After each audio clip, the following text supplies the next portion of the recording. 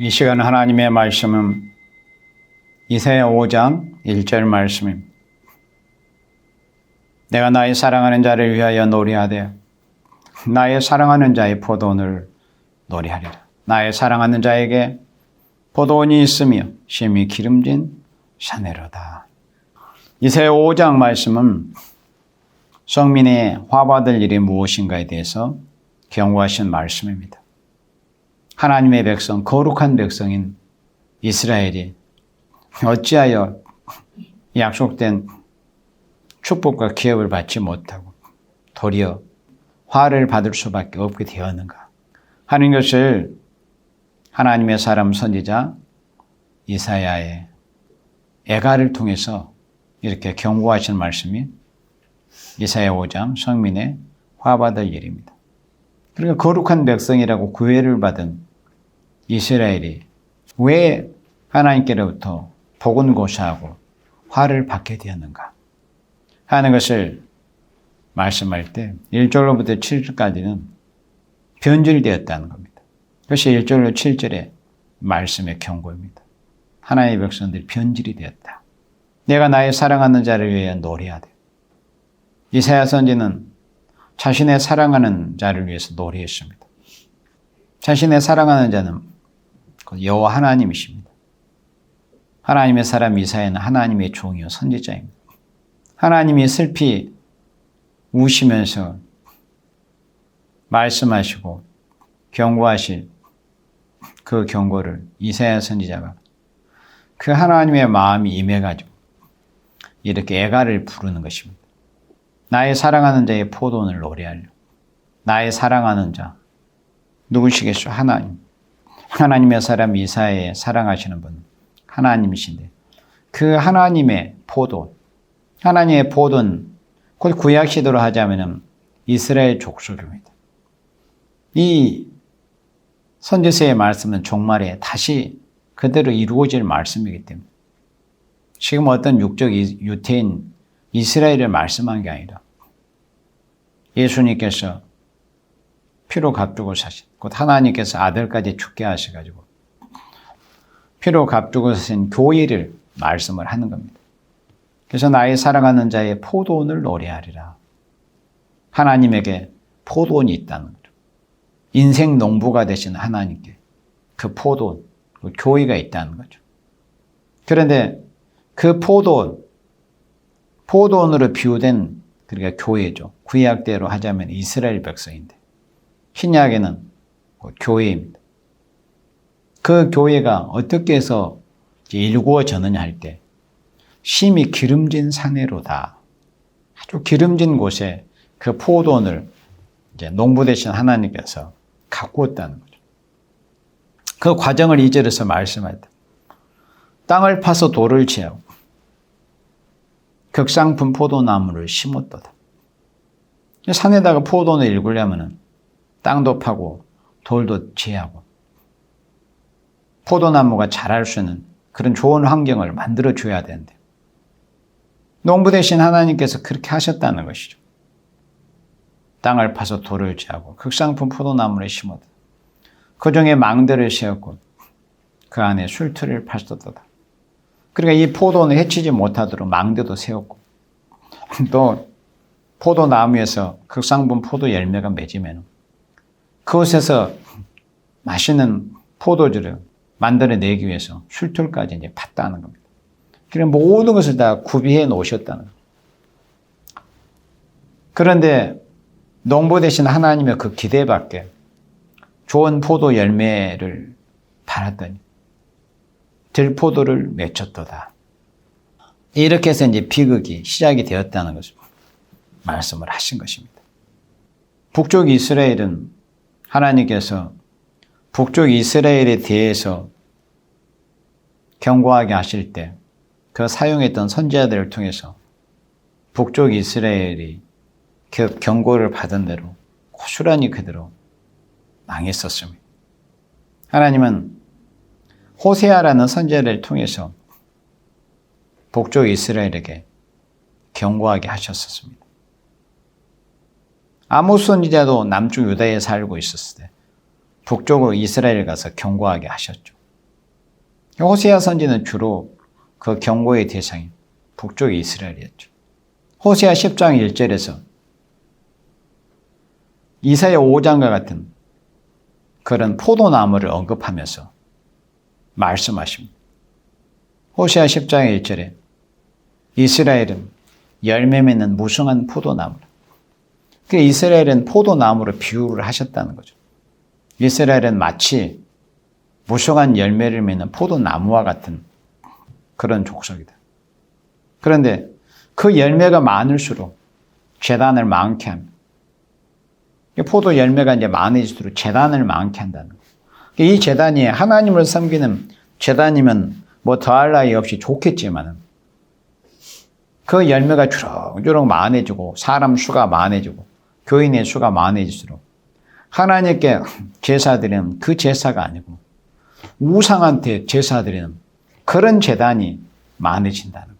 교회의 수가 늘어가고 교인 수가 늘어갈수록 하나님을 더 신령하게 거룩히 잘 섬기고 하나님께 신령한 영적 예배, 영과 지혜에 충만한 예배, 신령과 진정으로 드리는 예배가 더 하나님 앞에 경건하게 드려져야 될 것인데 열매가 많을수록 오히려 우상을 섬기는 재단이 많아지고 그 땅이 아름다울수록 주상을 아름답게 하도다.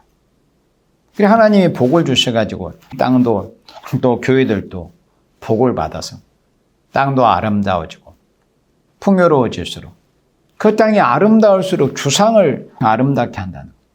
그리고 하나님 성경에 하나님 이 복을 주시니까는 그것을 하나님을 영화롭게 하고 하나님의 영광의 뜻을 이루는 일을 위해서 드리고 사용한 게 아니라 우상을 섬기는 일에 더 아름답게 했다. 그 땅이 아름다울수록 주상을 아름답게 했다. 그러니까 이 모습이 지금으로부터 2007, 800년 전에 북쪽 이스라엘의 그런 모습이었어요. 모습입니다. 그리고 이 말씀이 인간 종말에 오늘의 이스라엘, 영적 이스라엘 된 교회라 하는 곳들의 모습이라는 거예요. 2절에 저희가 두 마음을 품었으니 이제 죄를 받을 것이라. 그러니까 하나님의 백성은 결코 두 마음을 품어서는 안 되거든요. 이방인들이 하나님도 모르고 성령을 받지 못한 상태이기 때문에 뭐 귀신이 몇 마리 들어가든지 군대마귀가 들어가든지 그러면 귀신이 각각 그 마리 수대로 여러 가지 마음을 품어가지고 온갖 죄를 범하게 할 수 있지만은 하나님의 백성들은 성령을 받은 생명들 아니에요. 성령을 받아서 오직 그 중심이 하나님, 오직 여호와 하나님만을 바라보고 오직 예수님만을 믿고 발휘해야 되는데 그렇지 않다는 거예요. 저희가 두 마음을 품었다. 그리고 어렸을 때 죽게 됐을 때 병들어 죽게 됐을 때 가난해서 굶어 죽게 됐을 때 힘들 때 온수할 때 짓밟을 때는 하나님을 바라보고 부르짖고 도움을 구하고 은혜와 긍휼을 구했는데 이제 먹고 살만하고 하나님께서 복을 주어 놓으셨더니 두 마음을 품었어요. 그러니까 이 두 마음은 마음 한쪽은 한 방향은 하나님을 바라는 것처럼 하나님을 바라보는 것처럼 이제 흉내만 내는 거죠. 그리고 실상은 그 마음은 콩밭에 있다고 우상 섬기는 그 땅이 아름다울수록 주상을 섬겼다고 아름답게 했다는 거예요. 그러니까 그 우상을 아름답게 꾸민 거예요. 여러 가지 우상이 있잖아요. 탐심이 우상이라 그랬고 또 십자가의 원수가 뭐라고 그랬어요? 자기의 욕심, 배. 이게 탐욕, 탐심이 탐욕이 욕심이고 십자가의 우상이거든요. 십자가의 원수거든요. 십자가의 원수, 탐심. 그래서 오직 예수님만을 믿고 여호와 하나님만을 바로 섬겨야 될 이스라엘 백성이 두 마음을 품었으니까 그래 하나님을 온전히 사랑하고 온전히 하나님의 영광을 목적하고 하나님의 영광을 나타내기를 목적하고 하나님의 뜻을 이루고 하나님 나라를 이루기를 목적한 삶 외에는 그 마음 외에는 모든 것이 죄고 있어서는 안 됩니다. 하나님의 백성에게는. 그런데 두 마음을 품었어요. 그러면 두 마음을 품으면 어떻게 된다고요? 이제 죄를 받을 것이라. 그래서 이 하나님의 호세아 선지를 통해서 이 경고하신 말씀대로 실제로 북쪽 이스라엘은 이 호세아 10장 2절 말씀 그대로 죄를 받아버렸어요. 실제로. 죄를 받아가지고 어떻게 됐습니까? 주전 721년 2년에 주전 722년에 그러니까 1년과 2년이 이제 겹칠 수 있어요. 태양력으로. 주전 722년에 북쪽 이스라엘은 아수르군이 쳐들어와가지고 사마리를 둘러싸고 멸망을 시켜버렸습니다. 나라를 완전히 끝내버렸어요. 그리고 북쪽 이스라엘 사람들을 잡아다가 포로로 마치 조기 새끼 엮듯이 그렇게 엮어가지고 온 이방으로 다 퍼뜨려서 흩어버렸습니다. 물을 흩은 같이. 어째서 그랬어요? 이 하나님 호세아 선지를 통해서 이 경고하신 이 말씀입니다. 저희가 두 마음을 품었으니 이제 죄를 받을 것이다. 성경에 이런 표현이 있어요. 죄 받는다고. 이방에는 또 세상 사람들은 나쁜 짓 하면 너 그러면 죄 받는다 이런 표현을 하잖아요. 죄를 받는 거예요. 두 마음을 품으면 죄를 받습니다. 두 마음을 품으면. 오직 하나님만 바라보고 오직 예수님만을 믿고 바라보지 않는 인간을 의지하고 인간을 믿고 인간을 의지하고 돈과 세상, 물질 이런 것들을 바라보고 거기에 마음을 두면은 다 죄 받습니다. 죄를 받는 거예요. 두 마음을 품으면. 그러니까 기본적으로 하나님의 백성들은 이 신약 시대에 예수 믿는 그리스도인들은 이게 돼야 돼요. 이게 두 마음을 품지 않는 상태. 예수님만을 믿고 바라보는 그 어떤 것, 돈, 물질, 세상, 인물 그 어떤 것도 바라보지 않고 기대하지 않고 오직 예수님만을 믿고 여호와만을 앙망하는 이게 돼야 돼요. 이게 심령 안에서 이루어져야 돼요. 이게 정상적인 신앙이에요. 뭐 그렇다고 해서 잘한 것도 아니에요. 그게 마땅한 바예요. 하나님의 백성들은. 그런데 그렇게 하지 않았어요. 두 마음을 품었어요. 하나님도 섬기는 척하고 세상과 돈과 우상, 세상과 돈과 인물을 우상한 거예요. 그래서 죄를 받을 것이라고 하긴 이 경고 말씀대로 북쪽 이스라엘은 이미 죄 받아서 멸망해 버렸습니다. 하나님은 그 제단을 쳐서 깨치시며 그 주상을 헐으시려. 인간이 아무리 하나님 외에 다른 것을 우상으로 섬기려고 해도 이 돈과 세상과 이 무엇을 우상으로 섬기려고 세워놔도 하나님이 쳐버리면 다 깨트려지고 우상을 깨트린 것은 꺼트린 것이지만 우상 숭배자의 호흡을 걷어가 버리면 그대로 끝나버려요. 그 도모가 소멸돼 버립니다. 그걸 알지를 못하는 겁니다. 이렇게 해서 북쪽 이스라엘은 하나님 외에 하나님의 복을 주어놨더니 다른 허탄한 우상을 섬기다가 두 마음을 품다가 죄 받아가지고 다 멸망해 버린 난 후에 또 다시 이렇게 하나님께서 이사야 선지를 통해서 이렇게 말씀하시는 거예요. 다시 본문으로 돌아옵니다. 이사야 5장 3절 예루살렘 거민과 유다 사람들아. 그리고 호세아를 통해서 북쪽 이스라엘에 대해서 경고하신 그 말씀들은 이제 북쪽에 죄 받았어요. 죄 받아서 멸망했습니다. 그럼 남쪽 유다는 어떤? 예루살렘 거민과 유다 사람들아 구하노. 이제 나와 내 포도원 사이에 판단하라. 한번 판단해봐라. 하나님이 오르신가? 하나님에게 어떤 부지가 있는가? 하나님이 일구는 포도원이라고 하는 구약으로 하자면 이스라엘 족속들. 예루살렘 거민과 유다 사람. 또 신약으로 하면은 주님의 피로 값주고 사신 세우지 오늘의 교회들. 온 세계 교회들. 하나님과 교회 사이에 한번 너희들이 판단해봐라. 하나님이 그릇된가? 아니면 너희들이 잘못되는가? 하나님이 오르신가? 너희가 옳은가? 한번 판단해봐라. 그 판단을 뭘 해봐? 그 이사야 41장에서는 또 이사야 1장에서는 그냥 판단을 어떻게 하냐면 변론해보자는 우리가. 말로 한번 대화를 해보자. 누가 맞는가? 그래서 선지서는 변론이에요. 한번 대화를 해보자. 변론해보자. 누가 옳은가? 4절에 내 포도원을 위하여 행한 것 외에 무엇을 더할 것이 있었으랴. 참 이 이사야 5장 4절 말씀을 읽을 때마다 참 우리가 많은 생각과 깊은 생각을 하게 됩니다. 하나님은 당신의 포도원에 대해서도 더할 것이 없을 정도로 해주셨다는 것이 이게 무슨 말씀입니까 도대체. 구약은 그렇다 치고라도 구약도 그 노예살이 하던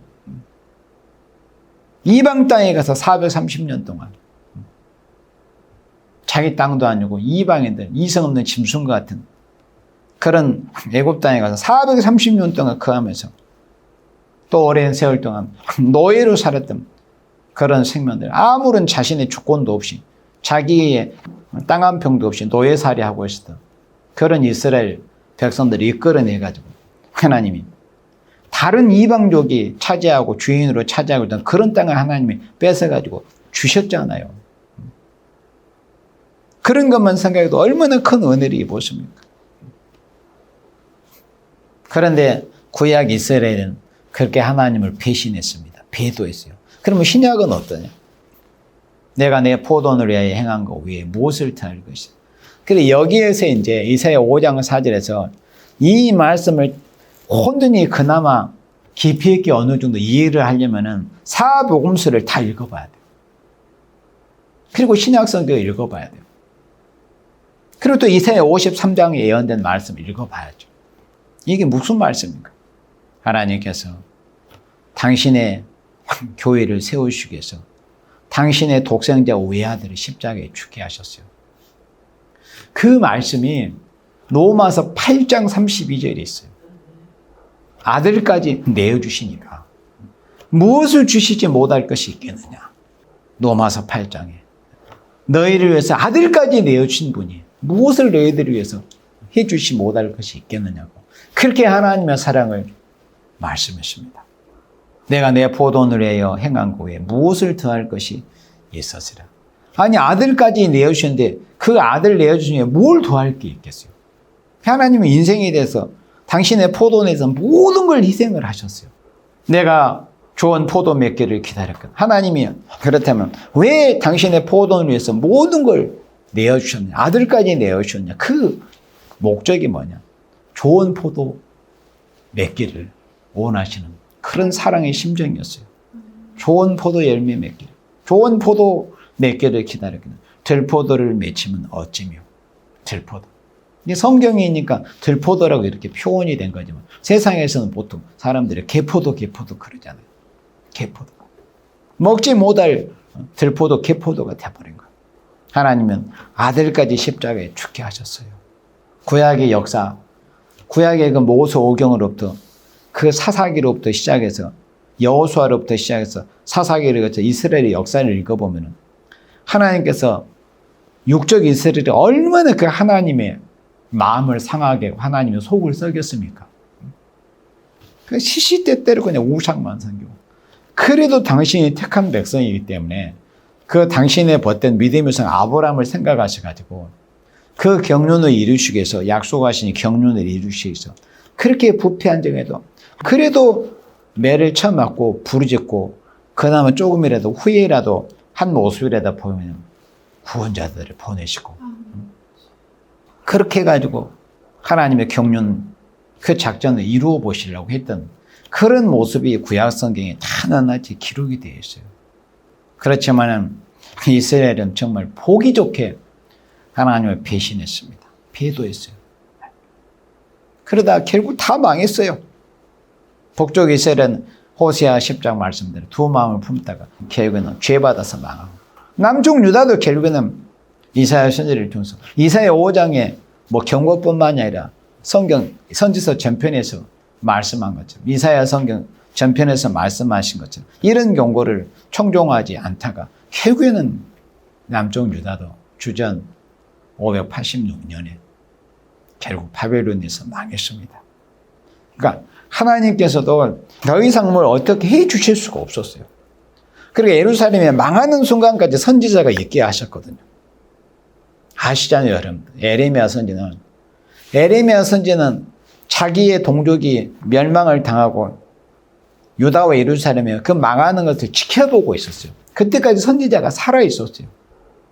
이사야 선지자보다 후에 부르심을 받았지만 벌써 예루살렘이 멸망하기 수십 년 전에 40여 년 전에 하나님의 예레미야를 불러가지고 그 망하는 것을 그대로 보기까지 망하는 순간까지 하나님의 백성에 대해서 경고하게 하신 그 하나님의 그 사랑을 어떻게 참 말로 표현을 할 수가 있겠어요.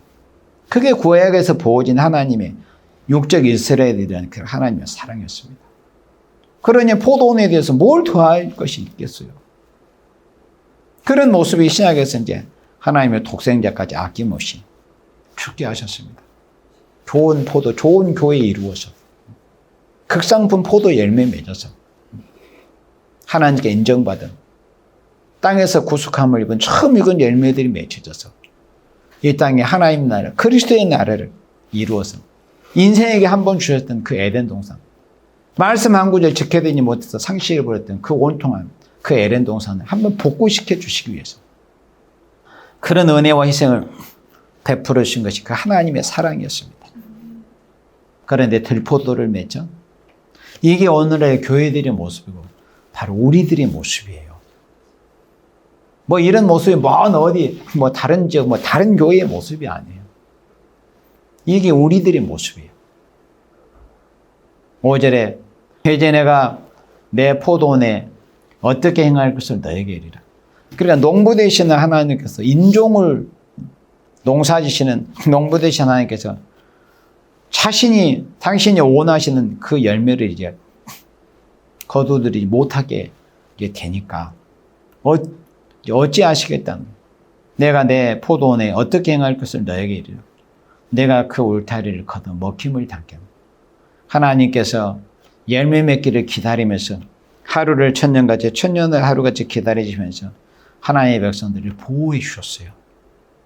생명싸개로 눈동자같이 당신의 눈동자같이 성령의 불성각을 쌓아서 불성곽을 쌓고 불성벽을 쌓아서 그렇게 지금까지 지켜주셨습니다. 그러나 끝내 열매를 맺지를 못함으로 이제 그런 보호의 은혜를 거두어버리는 거예요. 원수들한테 맡겨버리겠다는 그 울타리를 걷어 먹힘을 당케 하고 그러니까 울타리를 걷어 먹힘을 당케 하신다는 이 말씀이 뭐예요? 인간은 정말 환란이에요. 그 담을 헐어 짓밟히게 할 것이면 포도원에 담이 둘러있으면 얼마나 든든합니까?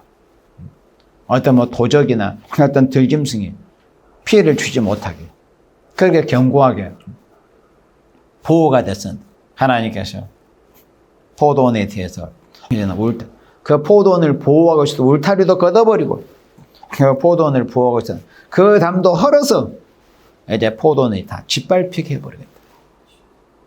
그러니까 하나님의 백성들이 하나님께 받은 그 은혜, 아니 독생자까지 죽게 해서 죽을 죄인 살려놓으셨으면 그런 은혜를 받고도 최소한의 뭔가 어떻게 하나님 앞에 그런 은혜를 받은 생명으로서 모습이 보여줘야 될 것인데 최소한은 고사고 기본은 고사고 오히려 하나님의 노만 일으키니 하나님이 이제 더 이상 이제는 인내하실 수가 없는 거예요. 그래서 다 이제 거두어서 심판해 버리겠다. 6절에 내가 그것으로 항목케 하리니 다시는 가지를 자름이나 북을 돋우지 못하며 진료와 형객이 날 것이며 내가 또 구름을 명하여 그 위에 비를 내리지 말라 하리라 하셨으니 7절에 대저 만군의 여호와의 포도는 이스라엘의 족속이라고 이제 해석까지 해주시잖아요. 인간들이 깨닫는 것이 둔하기 때문에 이렇게 알려주시는 포도는 이스라엘의 족속이요. 이게 구약에는 이스라엘의 족속이고 오늘의 교회들을 말씀해요. 그리고 그의 기뻐하시는 나무는 누구라고? 유다 사람이라는 거. 그게 하나님의 백성이라는 거. 그 포도원은 이제 이스라엘 속 교회들이고 그 안에 포도원 안에 나무 한 그루 두 그루 이렇게 심어지는 그 나무는 유다 사람이다. 그러니까 이 신약 시대 그 교회라는 곳이 포도원이라는 곳은 오늘의 교회들을 가리키고 포도나무는 그 한 사람 한 사람들을 가리키는 거예요. 하나님의 백성이라고 이름만 갖고 명찰만 달고 이런 유다 사람. 그들에게 공평을 바라셨더니 도리어 포악이요. 그만큼 사람들이 사납다는 거예요. 창세기 6장에서도 읽어보면 하나님께서 내리신 그 홍수 심판을 앞두고 인간들의 대체적인 그런 성향 모습이 강포했다고 그랬어요. 포악했어요. 그리고 창세기 18장에서 하나님께서 아브라함에게 소돔과 고모라에 멸망하실 그 이유를 하나님이 친절하게 알려주십니다. 그 말씀을 하실 때 그만큼 그 모습이 그 죄악이 하나님 앞에 상달이 되고 또 그들이 그만큼 강팍했어요. 강포했습니다. 그러다가 창세기 19장에서 소돔과 고모라를 하룻밤에다 불로 삶아버렸습니다. 사마리아가 멸망할 때나 구약의 예루살렘이 멸망할 때 그때 당시에 사마리아 성의 사람들이나 예루살렘 성에 사는 사람들이나 또 들려갔던 유다 백성들이 대체적인 성향이 또 어떻겠어요? 역시나 강포하고 강팍했어요. 사람들이 사나워요. 하나님께 은혜를 입었으면 뭔가 좀 온유한 모습, 또 이 신약시대 그리스도의 그런 은혜를 입었으면 그리스도인다운 그리스도 예수의 마음을 품고 예수의 향기를 바라고 뭔가 그 인간성이나 성향이 저 사람은 정말 그리스도인 같구나 이런 모습이 보여져야 되는데 그저 보여지는 건 그냥 강팍한 강팍하고 강포함밖에 보여지지 않는다는 거예요. 그들에게 공평을 바라셨더니 도리어 포악이야 포악. 그들에게 의로움을 바라셨더니 도리어 부르짖음이었다. 이 부르짖음이라는 것은 성도들이 하나님 앞에 회개하고 기도하는 그런 부르짖음이 아니에요.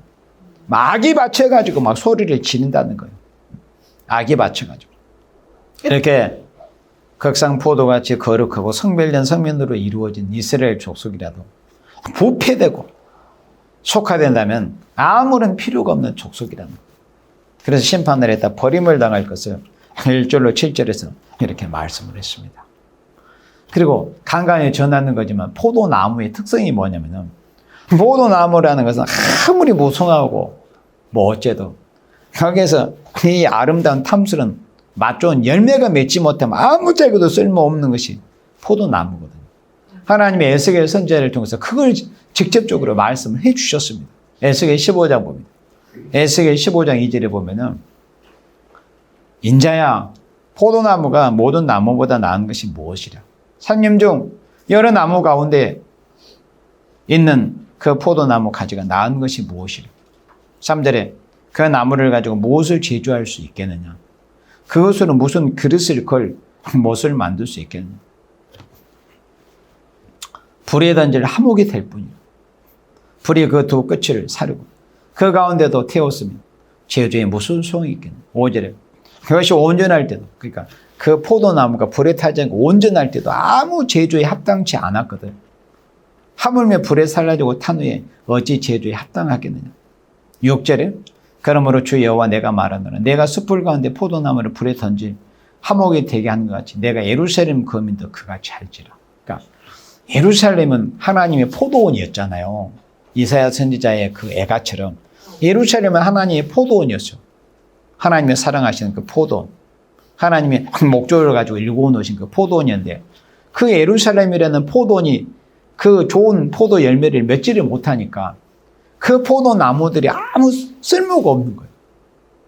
그러니까 아무리 포도나무가 무성하게 가지를 많이 먹고 그게 뭔가 잎이 풍요롭게 보일지라도 풍성하게 보일지라도 좋은 열매를 맺지를 못한 포도나무는 정말 아무짝에도 쓸데가 없어요. 여기 에스겔 15장에 말씀한 것처럼 무슨 나무 못을 만든다거나 무슨 건축 자재에 쓴다거나 정말 아무짝에도 쓸데없죠. 불태우는 거 하나밖에는 할 수 없는 것이 진짜로 포도나무입니다. 그걸 말씀했어요. 하나님의 백성들이 그런 거예요. 하나님의 은혜를 입어서 하나님 앞에서 그 은혜를 입었으면 그 은혜를 입은 대로. 그러니까 얼마나 이 신약시대에 하나님의 포도원이라는 곳에 그 최고의 그런 영양분이 뿌려졌습니까? 그게 예수님의 보혈 아닙니까? 예수님의 보혈로 뿌려져가지고 보혈이 뿌려진 이 주님의 몸된 교회가 이런 영적인 포도원이 각 생명들이 열매를 맺지를 못하면 정말 아무짝에도 쓸모가 없이 불에 던지어질 뿐이라는 것을 이렇게 말씀을 하신 겁니다. 정말 하나님은 쉬지 않고 이사야 62장의 말씀처럼 쉬지 않고 얼마나 시온을 해서 열심으로 역사를 하셨습니까? 그런데 하나님의 백성들에게서 보여지는 모습은 그저 들포도, 개포도 그런 모습만 보여줬습니다. 그러면 하나님의 백성들이 하나님의 그렇게 공의를 들여서 이스라엘의 포도원을 가꾸셨단 말이죠. 아들까지 죽게 해서 주님의 피로 값자는 교회들을 세워놓으셨는데 어찌하여 그렇게 좋은 열매를 맺지 못하고 불살라질 그런 화목이 되고 말하느냐 하는 것을 여기 8절에서부터 이제 말씀을 그 제목이 뭐냐. 극상품 포도 열매를 맺지 못한 그 제목이 그런 모습이 어떻게 보이냐 할 때 8절로 돌아오면 다시 본문으로 돌아와서 이사야 5장 8절에 가옥에 가옥을 연하여 전토에 전토를 더하며 빈틈이 없도록 하고 이 땅 가운데 홀로 거하려는 그들은 화 있을진저. 바로 이것이 극상품 포도나무를 심어 이제 좋은 열매를 바라고 그 포도를 간 그 농부의 그런 바람에 반해가지고 어찌하여 그런 좋은 포도 열매를 맺는 극상품 포도 열매를 맺는 좋은 포도원이 되지를 못하고 하나님께서 불로 살을 수밖에 없는 그런 심판의 대상자가 되고 말하는가 하는 그런 죄목을 이제 여기서 8절에서부터 말씀을 할 때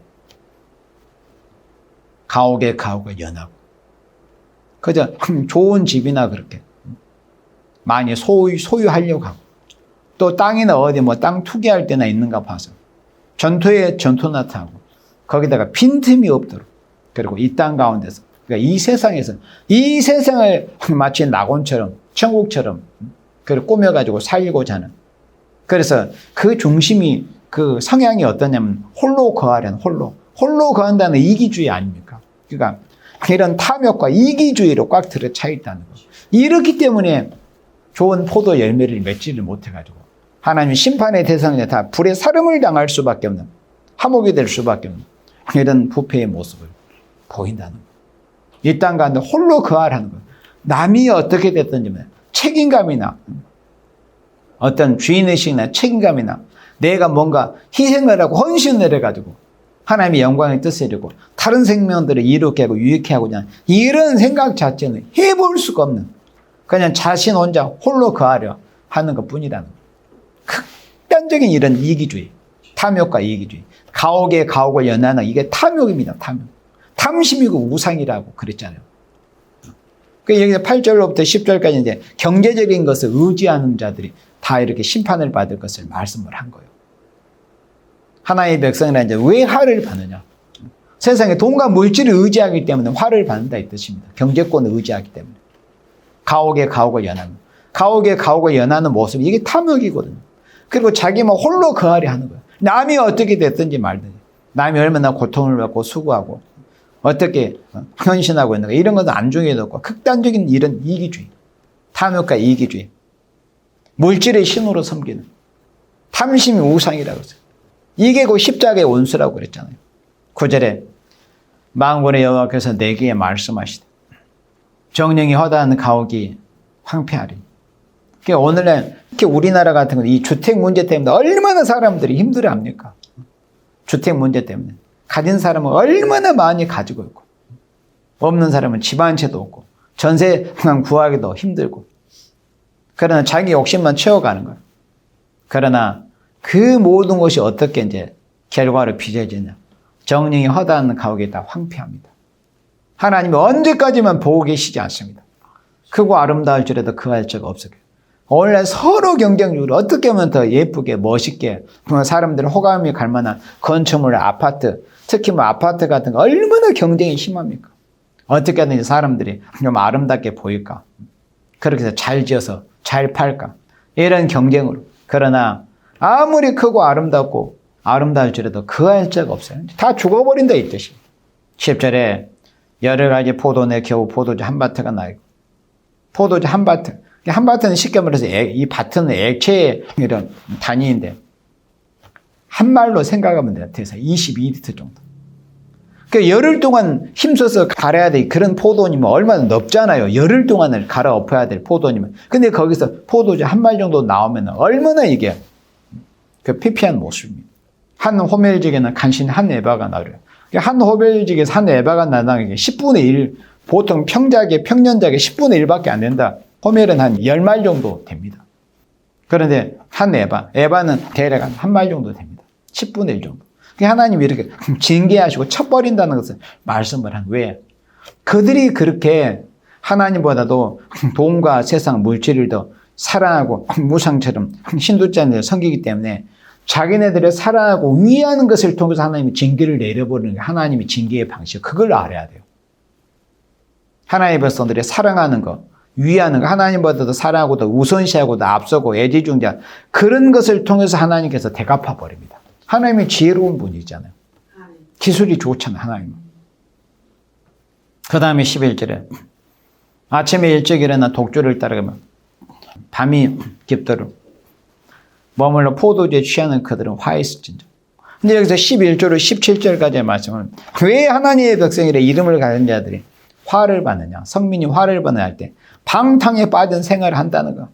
아침에 일어나서 독주나 따라가면 밤이 깊도록 포도주에 취하고 밤이 깊도록 머물러 포도주에 취하는 그들은 화에 있을진저. 그들의 연애는 수건과 비파와 소고와 주와 포도주를 갖춰서 여호와의 행하심을 관심치 아니에요. 방탄에 빠지고 하나님이 지금 그런 하나님께서 내리실 진노가 급전직하 자기의 앞에 떨어진 그런 상황에 이르서도 여호와의 행하심에는 관심하지 않아요. 방탕에 빠져 세상에 푹 빠지는 거 물질 문명, 돈을 신호로 삼고 그래서 여호와의 행하심을 관심치 아니하며 그의 손으로 하신 일을 생각지 아니한다. 그러니까 하나님의 말씀에는 관심도 없고 세상 행락이 이렇게 도취가 돼 있다. 13절 이러므로 나의 백성이 무지함을 인하여 사로잡힐 것이다. 그러니까 이 땅에 사는 인생들이 다니엘 12장 말씀으로 세상 끝날이 되면 사람들이 지식이 더한다고 했잖아요. 그러니까 그 지식이 더한다는 것은 물론 이제 하나님의 말씀에 감췄던 비밀들이 열려지기 때문에 하나님에 대해서 아는 시도 물론 많아져 가는 것이지만 그건 한정적이고 택한 백성들에게 대한 거고 대체적으로 쓸데없는 지식들이 많이 쌓여져 가요. 사람들이 지식이 더한다고 그랬거든요. 근데 다니엘 12장에서는 사람들이 인간적으로는 지식이 더한다고 했는데 어찌하여 지식은 더한다고 했는데 정작 진짜 필요한 지식에 대해서는 그렇게 무지한가? 진짜 필요한 지식에 대해서는 왜 그렇게 무지한가? 세상 사람들은 지식이 더한다고 하는데 나의 백성이 무지함에 사로잡혀요. 그러니까 요즘 사람들 시간만 하면 스마트폰 들고 문지르 대잖아요. 쓸데없는 지식 취하려고 뭐 사람이 어때 연예인이 어쨌다 뭐 어째 이런 하등 게 쓸데없는 이런 지식들만 취하는 거예요. 그러니까 사람들이 지식과 정보는 양은 막 많이 쌓여가는데 정작 자신의 생명이 어떻게 살아야 되고 내 가족이 어떻게 살아야 되고 구원받아야 되고 앞으로 하나님께서 이 세상 어떻게 하실 것에 대한 지식에 대해서는 다 백지 상태예요. 백지. 나의 백성이 무지함을 인하여 사로잡혀 간다. 무지함. 그 귀한 자는 줄일 것이고 무리는 목마를 것이고. 하나의 백성들이 무지함 때문에. 아니 다른 지식은 얼마나 그 대체 양이 많은지 무슨 유수한 세계 뭐 구글이나 이런 유수한 회사들이 그런 데이터 그 센터를 막 어마어마하게 그런 넓은 부지에다가 우리가 상상할 수 없는 만큼 그런 데이터라는 걸 저장해나기 위해서 그런 설비와 기구들을 그렇게 만들어야 되는데 정작 필요한 사람의 생명이 살고 내가 살고 내 가족이 살고 하나님의 살아가는 생명들이 사는 그런 지식에 대해서는 정말 무지하다 이 말이에요. 그래서 나의 백성이 무지함을 인하여 사로잡혀 간다고 그랬어요. 그래서 하나님께서 에레미야 선지자에게 이렇게 말씀하십니다. 에레미야 4장 22절에 내 백성은 나를 알지 못하는 우둔한 자요. 그러니까 하나님을 누가 제일 잘 알아야 돼요? 하나님의 자식이 하나님을 제일 잘 알아야죠. 그런데 내 백성은 나를 알지 못하는 우둔한 자요. 지각이 없는 미련한 자식이라. 성경에 보면은 잠언에 뭐라고 말씀했습니까? 미련한 자를 만나네 차라리 새끼 빼앗긴 암컷을 만나는 것이 낫다고 하는데 미련한 자. 그러니까 하나님의 백성들이 미련하다는 거예요. 미련하는 거예요. 그러니까 새끼 빼앗긴 암컷보다도 못하다 이겁니다. 더 사납다 이거예요. 지각이 없는 미련한 자식이라. 하나님의 백성들이 지각이 없는 미련한 자식이라. 악을 행하기에는 지각이 있으나 선을 행하기에는 무지하다. 그러니까 악을 행하는 식은 너무나 많아요. 뭐 스마트폰만 문제면 온갖 그런 죄 짓는 방법. 그리고 막 그런 죄들이 막 더 이제 막 양상이 되는 거. 죄 짓는 방법을 막 사람들이 어렵지 않게 누가 무슨 죄를 범했다. 그러면 언론이나 이런 것에 다 나오면은 이제 거기 죄의 방법을 막 습득하는 거예요. 그러니까 죄 짓는 방법은 그냥 그 지식이 얼마나 그렇게 하늘에 사무치도록 쌓아가는데 선을 행하기에는 무지한 거예요. 선을 행하기에는. 지각이 없는 미련한 자식이라고 그랬어요. 하나님의 백성이라는 자들에게. 그리고 여러분들이 잘 아시는 대로 호세아 4장 6절에 내 백성이 지식이 없어서 망한도다. 그러면 지식이 없어서 망한다. 단순히 망한다. 아, 하나님 아는 지식이 없어서 망하는구나. 이렇게만 생각하시면 4장 6절을 자세히 또 봐야 돼요.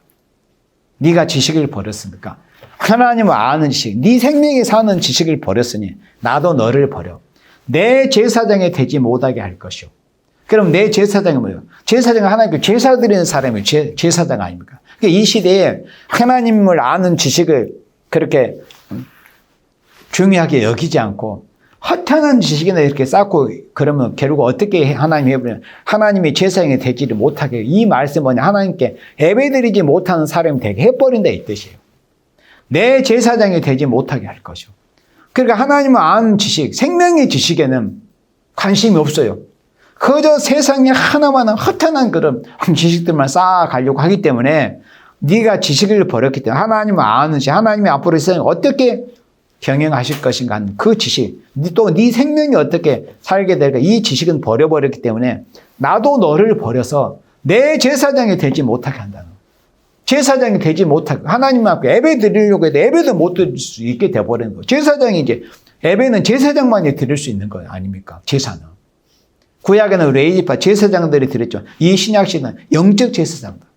영적 예배, 영적 제물 제사를 드려야 되는데 내 제사장이 되지를 못하게 해버리는 거예요. 그리고 하나님에 대해서 관심이 없는 자들이 이렇게 엄청난 비극적인 이런 결말이 있을 것이란 거든. 그러니까 무지하고 미련하기 때문에 그렇게 사는 거죠. 네가 네 하나님의 율법을 잊었으니 나도 네 자녀들을 잃어버리라. 이게 왜 자녀들이 구원받지 못하고 왜 자녀들이 결국 멸망하느냐. 자신들이 하나님의 율법을 잊어버리고 하나님의 계명과 법을 제대로 지키지 않으려고 하기 때문에 나도 네 자녀들을 잊어버린다고 그랬어요. 하나님께서. 하나님의 백성들이 하나님을 아는 지식을 힘쓰고 나와 내 가족, 내 자식들이 어떻게 하면 살려야 될 것인가. 이런 지식에 귀를 기울여야 하는데 그냥 시간만 나면 허탄한 하나만한 그런 지식들만 쌓으려고 하는 거. 이게 현실이잖아요. 여러분들 알잖아요. 그러니까 지식은 더해가요. 세상 사람들이. 근데 그 지식이 죄 짓는 지식만 더해가는 거야. 망할 놈은 지식만 더해가는 거야. 정말 생명을 살릴 지식, 하나님의 아는 지식, 복받는 지식은 관심도 없습니다. 하나님이 행하시면 관심을 두려고 하네요. 그러니까 하나님께서 네가 다른 말씀이 아니야, 다른 조건이 아니라 네가 지식을 버렸으니 나도 너를 버린다고 이렇게 조건을 말씀했어요. 지식을 버렸으니 무슨 지식? 하나님의 말씀 버렸다는 거. 하나님 아는 지식을 버렸기 때문에 나도 너를 버려가지고 하나님께 제사드리지 못하는 이런 상태가 되게, 하나님께 제사드리는 제사장이 되지 못하게 해버린다는 것을 이렇게 말씀을 하셨습니다. 다시 본문으로 돌아와서 이사야 5장 14절에 음부가 그 욕망을 크게 내어 한량없이 그 입을 벌린즉 그들의 호화로움과 그들의 많은 무리와 그들의 떠드는 것과 그 중에서 연락하는 자가 거기 빠질 것이라. 이렇게 방탕에 빠진 자들이 성민이라고 하면서 이렇게 방탕한 생활하고 하나님에 대해서 알려고 하고 하나님은 성경에는 관심이 없는 이런 자들이 다 결국에는 화를 받게 된다. 심판을 받게 된다. 아니 내일 죽을 사람이 오늘 호화롭게 살자는 게 얼마나 어리석은 일입니까? 아마 그래서 그러기도 하겠죠. 내일 죽을 인생이니까. 사람들의 성향이나 모습을 보면 그 사람의 결론이 거의 보입니다. 실제로. 오늘 내일 막 사는 사람, 하나님을 두려움이 없이 하나님을 섬기고 하나님께 제사 드리고자 하는 이런 어떤 간절함이나 그런 예수님이 없는 사람들은 결국 끝이 다 보이는 거예요. 그걸 지금 여기서 우리가 보고 있잖아요. 15절에 천한 자는 굴복되고 귀한 자는 낮아지고 오만한 자의 눈도 낮아질 것이래. 오직 만군의 여호와는 공평함으로. 그러니까 이 15절까지 이런 심판이 있다는 거. 하나님의 백성이라는 자들이, 성민이라는 자들이 그렇게 방탄한 모습을 보이다가 이렇게 심판을 받게 된다는 것입니다. 그렇지만 그런 심판을 하고 세상이 다 끝나버리는 것이 아니고 그러나 그 중에서도 남은 자들이 있을 거란 말이에요. 이런 말씀을 통해서 말씀을 듣고 두려움을 듣고 회개하고 돌이켜가지고 그런 자들은 이제 16절처럼 오직 만군의 여호와는 공평함으로 높임을 받으시며 거룩하신 하나님은 의로우심으로 거룩하다함을 받으시니 그때 어린 양이 자기 초장에 있는 것 같이 자기 초장에 있는 것 같이 먹을 것이요 살찐 자의 항무한 자의 소산 유리한 자들이 먹으리라. 이렇게 하나님 의롭고 거룩함을 받으실 신이시기 때문에 아무리 부패한 이스라엘 가운데서도 남은 자들을 통해서 하나님이 이렇게 새로운 시대를 이루실 것을 우리가 소망으로 약속하고 계시는 거예요. 성민은 부패한 보피하는 그런 성민이라는 이름을 가졌어요. 하나님의 백성이라는 이름을 가진 보피한 건 사실이지만은 그래도 그런 중에서도 거기에 가담하지 않고 정말 하나님 앞에 고고하게 신앙의 정절을 지켜보고 하나님께 예배에 힘쓰고 제사장의 사명을 해보려고 하고 그 죄악에 같이 동참하지 않고 가담하지 않고 그렇게 신앙을 지키려고 하는 그런 생명들 없잖아. 있을 거란 말이죠. 그런 생명들을 모아서 남은 자가 되게 해서 이렇게 아름다운 새 땅 새 시대의 축복을 받게 하실 거라는 겁니다. 그래서 우리는 화받을 이스라엘이 되어서는 안 돼요. 참 우리 하루의 삶이 하나님을 기쁘시게 해드리는 이런 삶을 살다가 정말 여기서 16절과 17절에 말씀한 것처럼 이런 새 시대의 축복, 남은 자들만이 누릴 수 있는 이런 아름다운 새 땅, 새 시대의 축복을 받을 수 있는 여러분 모두가 되어지기를 주님의 이름으로 축원합니다. 아멘.